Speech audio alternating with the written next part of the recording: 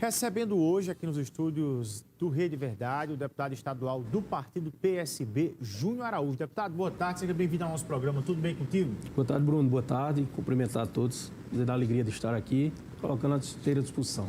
Deputado Júnior Araújo, que é do sertão da Paraíba, da região de Cajazeiras, foi eleito na última eleição pelo partido PSB, com quase 42 mil votos, né? 41.800, arredondado. Quase 42 mil votos. Foi eleito pelo partido do governador João Azevedo e algumas questões locais do município de Cajazeira renderam a ele um distanciamento do grupo político do governador João Azevedo. A preço de hoje, queria que o senhor contextualizasse para quem está em casa compreender a posição do deputado Júnior Araújo em relação às questões estaduais e em relação à base do governador João Azevedo. Bruno, é fato, toda a Paraíba acompanhou a política na cidade de Cajazeira, as eleições municipais, foi muito acirrada, por sinal, e com a forte participação da estrutura do governo na cidade de Cajazeiras. E isso, de fato, como você bem adiantou, criou alguns momentos de crise. Mas, repito, as eleições passaram, momento da gente olhar adiante, olhar para frente.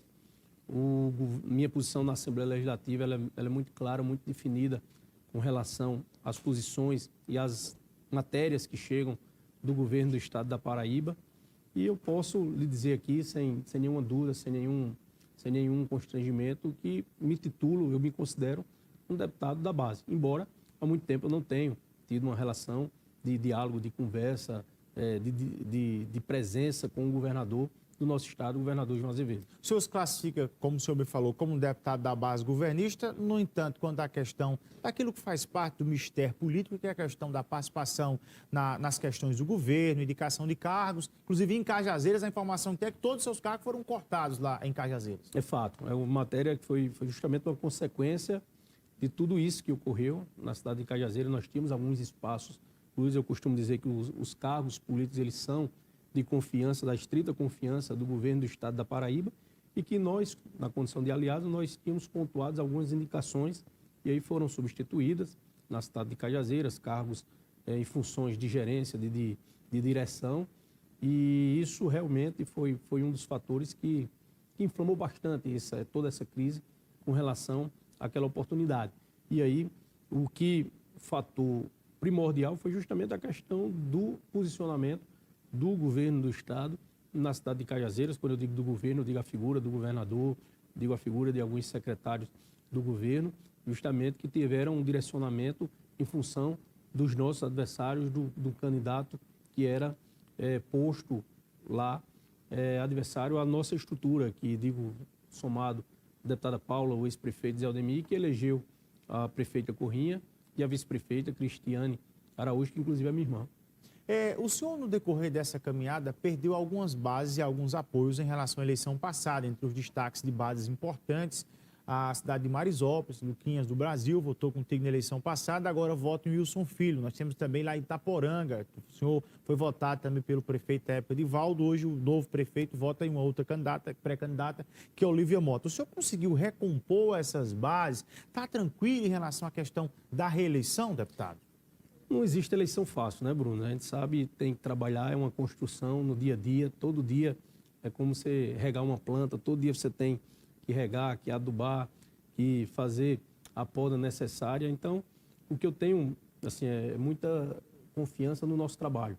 Por exemplo, nós conseguimos ampliar municípios. Cidade de Jericó, por exemplo, eu não tive um único voto na eleição passada. Nós contamos com o apoio do prefeito, Catson, do vice-prefeito, de todo o seu grupo naquela localidade.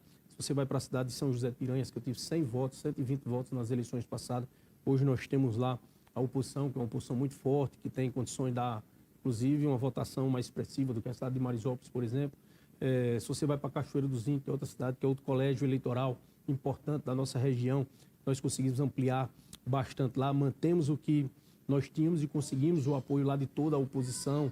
Então, fico muito tranquilo. Se você vai à cidade de Coremas, da mesma maneira, nós não tínhamos o prefeito naquela oportunidade, Edilson Pereira, que é outro grande parceiro nosso, e a própria cidade de Cajazeiras, que é um cenário que se desenha muito favorável para todos nós. Eu tirei lá 7 mil votos nas últimas eleições e nós esperamos lá praticamente dobrar, ou até mais do que dobrar, essa eleição em função do forte grupo lá que está alinhado numa articulação política que foi feita, onde a deputada Paula recua da sua candidatura a estadual e o ex-prefeito Zé Aldemir coloca o seu nome para deputado federal. A cidade de Cajazeiras, ela entendeu essa mensagem, tanto é que elegeu Corrêa e Cristiane como prefeita e vice, respectivamente, da nossa cidade. Então, assim, nós não descansamos em nenhum momento. Eu tenho mantido uma agenda constante, não faço eleição de 4 em 4 anos, não faço política de 4 em 4 anos. Nós temos sempre a presença. Nos últimos dias, nós temos marcado, especialmente quando estávamos no recesso parlamentar, nós aumentamos essa presença nos municípios e sempre próximo, levando investimentos, levando recursos, levando os investimentos necessários, importantes, atendendo e ouvindo a população esses amigos que nos acompanham e nos prestam apoio político, seja os atuais prefeitos, seja ex-prefeitos, lideranças ou oposições que nós estamos espalhados em mais de 40 cidades no estado da Paraíba. Na última eleição estadual, a cidade de Cajazeiras teve inclusive uma eleição ali polarizada na disputa para a estadual entre o senhor, doutora Paula e Chico Mendes, os três que polarizaram ali a disputa, como o senhor me falou, tirou quase 8 mil votos naquela eleição. Agora, inclusive, essa polarização rendeu ali alguns desentendimentos públicos entre o senhor e o grupo de Zé Aldemir. Tudo isso foi resolvido e o senhor confia fielmente que, na palavra da doutora Paula, ela tem um compromisso, o grupo de Zé Aldemir, votar no senhor para deputado estadual? Ela não vai, última hora, não, eu vou novamente para a reeleição ou lançar Zé Aldemir para estadual? Não, eu acho que as próprias práticas, os próprios posicionamentos, o dia a dia tem mostrado isso. Zé não tem feito uma pré-campanha voltado para o espaço estadual. Muito pelo contrário, há um vago muito grande na nossa região e um anseio antigo, Bruno, na cidade de Cajazeiras, por voltar a ter um representante na Câmara Federal. Pra você ter ideia, há 3 eleições atrás, Guabira se tirou praticamente 20 votos, faltou 18 votos para tirar 20 mil votos na cidade de Cajazeiras.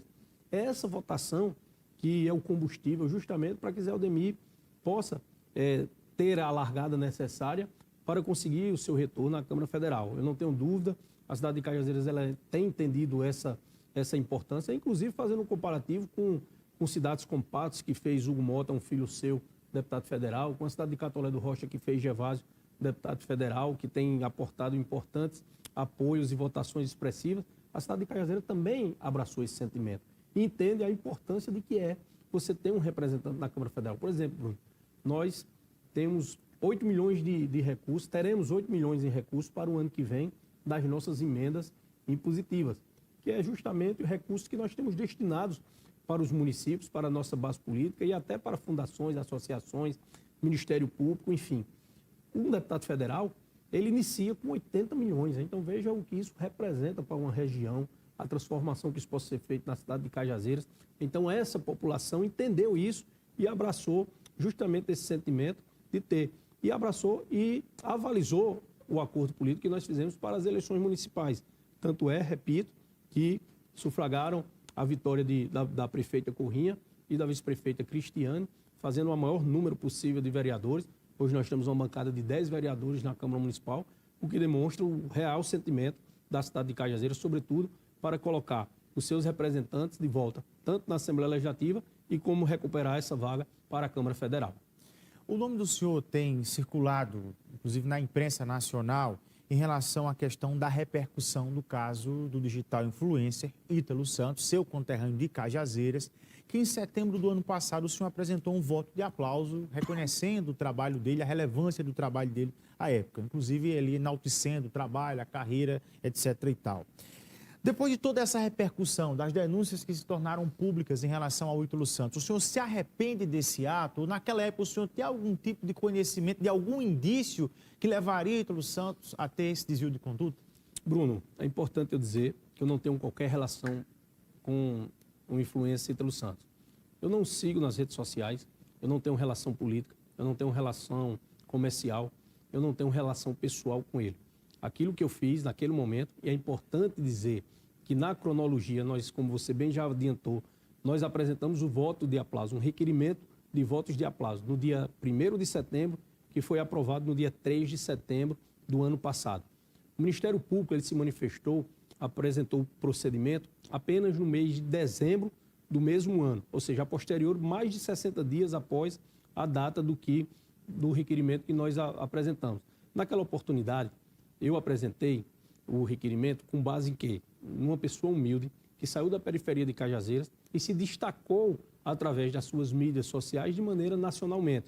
Para você ter ideia, o fato de ter sido uma pessoa que ficou extremamente conhecida, não só dentro do nosso estado, mas de maneira nacionalmente, e essa repercussão ela é uma prova muito clara do tamanho que Ítalo tem, especialmente nas suas mídias sociais, que deu uma grande repercussão. Mas é fato, eu costumava dizer há pouco que eu tenho uma filha de 15 anos de idade, eu tenho uma filha adolescente e que jamais eu colocaria assim, concordaria com as práticas que ele tem feito nas suas mídias sociais. Quero dizer que o Ministério Público do Estado da Paraíba tem total e pleno apoio da nossa parte, e especialmente do nosso mandato, que tem sido um mandato, inclusive, em defesa da criança, do adolescente e dos vulneráveis. Quem me acompanha na Assembleia Legislativa, quem acompanha nas minhas redes sociais, percebe isso, e que o fato de ter sido apresentado um requerimento de votos de aplauso em determinado momento, seja para Ítalo ou seja para qualquer pessoa, não é uma alforria, não é um alvará liberatório, não é uma autorização para que ele venha fazer práticas futuras de que venha causar qualquer delinquência dentro dos vastos artigos do Código Penal. Não tenho o meu apoio com relação a isso, mas, repito, não teria como eu adivinhar, nem eu, nem qualquer um dos outros colegas da Assembleia da Paraíba, nem tampouco de qualquer Câmara Legislativa, seja dentro dos estados da Federação, teria como adivinhar de uma atitude futura viesse causar tamanho constrangimento. Eu quero dizer isso, que eu fico muito tranquilo com relação a isso, por conta que não teria como eu adivinhar de que futuramente, quando no ato que nós apresentamos, eu apresentei justamente em função de quê?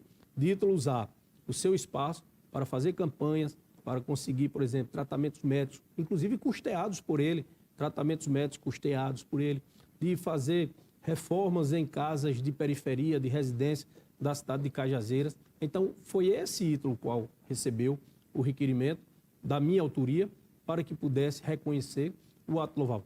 Jamais, e não é do nosso feitio, e eu não concordo, e não teria o nosso apoio de maneira alguma fazer essa homenagem diante se nós tivéssemos conhecimento de que futuramente, de que logo adiante ele estaria sendo investigado pelo Ministério Público por práticas que não condizem com aquilo que nós defendemos. Deputado Júnior Araújo, muito obrigado pela conversa conosco, um grande abraço e boa sorte na sua caminhada. Tá? Obrigado, Bruno. Quero dizer aqui da minha admiração, agradecer a todo o sistema Arapuã de comunicação, inclusive que chega na minha cidade natal, Cajazeiras, através da TV Arapuã, bem como também da Arapuã Cajazeiras. E eu quero aqui agradecer o espaço que você franquia e que me dá a oportunidade, inclusive, de esclarecer pontos importantes sobre esse tema que está na atualidade.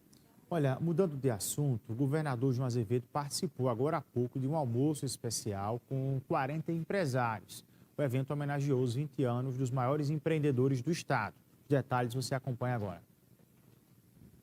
Olá, muito boa tarde, Bruno. Boa tarde a todos do Rede Verdade. Nós estamos aqui em um restaurante no Cabo Branco, onde neste momento o governador João Azevedo acaba de ser homenageado pelos 20 maiores empresários aqui do estado da Paraíba, também com a presença do prefeito Cícero Lucena, que será um dos homenageados, e diversos outros empresários. Ao vivo, nós vamos conversar com o governador.